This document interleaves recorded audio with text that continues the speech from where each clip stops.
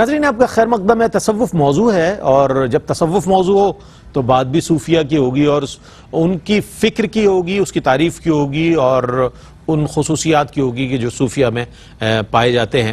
اس حوالے سے ہم یہ جاننا چاہیں گے, مفتی صاحب یہ فرمائیے گا کہ عام طور پر تصوف کے حوالے سے بالخصوص اہل تصوف جو ہے, سالکین کی میں بات کر رہا ہوں, ان کے اعمال و افعال جو ہیں وہ ذرا مختلف نظر آتے ہیں. اچھا, یہ مختلف نظر آنا یہ ان کی ایک طبعی میلان بھی ہے اور ان کے جو مشائخ کاملین ہیں ان کی ایک تربیت بھی ہے. کیا فرمائیے گا اس حوالے سے, آپ کیا فرمانا چاہیں گے؟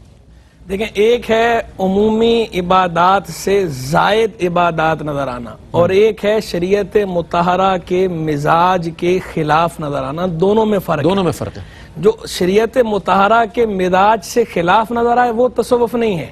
جو مقاصد شریعت کے خلاف ہو, جو شریعت کے کسی حکم کے خلاف ہو, وہ تصوف نہیں ہے, بلکہ وہ داتا گنج بخش حضرت سیدنا علی حجویری رحمہ اللہ نے جو فرمایا ہے کشف المحجوب میں, انہوں نے 3 اقسام بیان فرمائی ہیں. انہوں نے جو کلاسیفیکیشن کی ہے, ایک ہوتا ہے صوفی, ایک ہوتا ہے متصوف اور ایک ہوتا ہے مستصوف.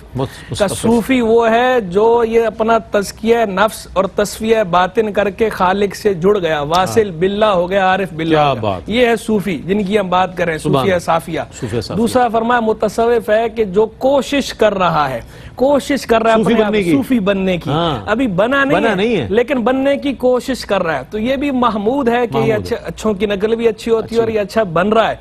حقیقت میں اس کی انٹینشن بھی یہی ہے, اس کا قصد بھی یہی ہے, ان کی طرح بننا, کوشش کر رہا ہے, عزم یہی.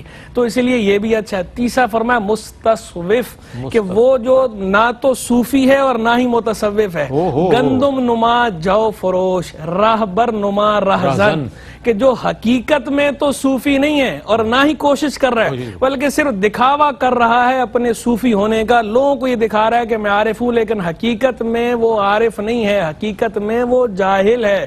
تو یہ جو مستصوف ہے اس کی داتا صاحب نے بھی مذمت فرمائی, خواجہ صاحب نے بھی مذمت فرمائی, شاہ نقشبند نے بھی مذمت فرمائی, سرکار غوثیت مآب نے بھی مذمت فرمائی, سید طرفہ جنید بغدادی نے بھی مذمت فرمائی, بعید بسطامی نے بھی مذمت. جتنے صوفیہ صافیہ ہیں, اکابر ہیں, اجل ہیں, سب کو اٹھا کے آپ پڑھ لیں. سب کی تعلیمات کے اندر واضح الفاظ میں, واشگاف الفاظ میں اس بات کا ذکر موجود ہے کہ شریعت ہے. اچھا, میں ایک ضمن سوال کر دوں, یہ جو تینوں آپ نے کیٹیگریز حضرت داتا گنج بخش علی حجویری رحمۃ اللہ تعالی علیہ کی کشف المحجوب شورۂ آفاق کتاب سے جو آپ نے یہ 3 کیٹیگریز بیان فرمائی, فی زمانہ ہمارے ماحول میں ان میں سے کون سے افراد نظر آتے ہیں؟ دیکھیں, اکثر تو جو ہے وہ جس طرح باقی چیزوں کے اندر بھی ایسا ہی ہے کہ ہر جگہ جو ہے وہ اچھے برے لوگ موجود ہیں, تو یہاں بھی اچھے برے موجود ہیں, لیکن اکثریت تو ایسوں مستصوفین کی نظر آتی ہے کہ جن کے پاس حقیقت میں معرفت الہیہ نہیں ہے, وہ شریعت کے نور سے منور نہیں ہیں,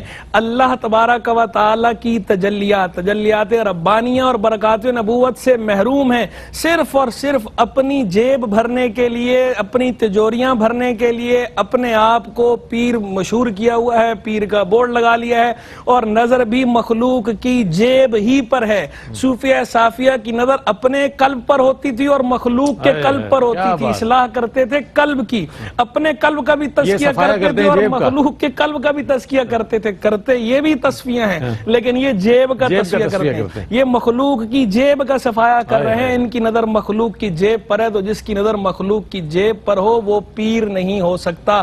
جس کی نظر مخلوق کی جیب پر ہو وہ مستصوف ہے, وہ صوفی نہیں. صوفی وہی ہے جو جس کی نظر قلب پر ہے, جو اپنا قلب کو بھی اللہ کے ساتھ جوڑتا ہے اور مخلوق کے قلب کو بھی اللہ کے ساتھ جوڑتا ہے. جو صرف اپنے ارد گرد بندوں کو گھماتا رہے اور اپنے ذاتی مفاد ان سے حاصل کرتا رہے, تو وہ عارف باللہ نہیں ہے, وہ پیر نہیں ہے. سرکار غوثیت مآب سیدنا شیخ عبد القادر جیلانی قدس سرہ ربانی نے فرمایا, طر اللہ بجناح کتاب اللہ و سنت رسول علیہ السلام, کہ اللہ کی طرف پرواز کرو 2 پروں کے ساتھ, کتاب اللہ کا پر اور دوسرا سنت رسول علیہ السلام کا پر. ایک بہت اچھا سوال میرے پاس ذہن میں آیا, مجھے جملہ ایک مکمل کرنے دیجئے پھر میں نماز کرتا ہوں. یہ دیکھیں, سرکار غوثیت مآب نے جو یہ جملہ ارشاد فرمایا, سرکار غوثیت مآب کون ہے؟ سید الاولیاء, صوفیہ صافیہ کے سردار ہیں. کیا ارشاد فرما رہے ہیں کہ کتاب اللہ اور سنت رسول, ان 2 پروں سے اللہ کی طرف پرواز کرو. تو پتہ چل گیا کہ تصوف جو ہے وہ وہ کتاب و سنت کے منافی ہونا تو دور کی بات ہے، کتاب و سنت سے ہٹ نہیں سکتا.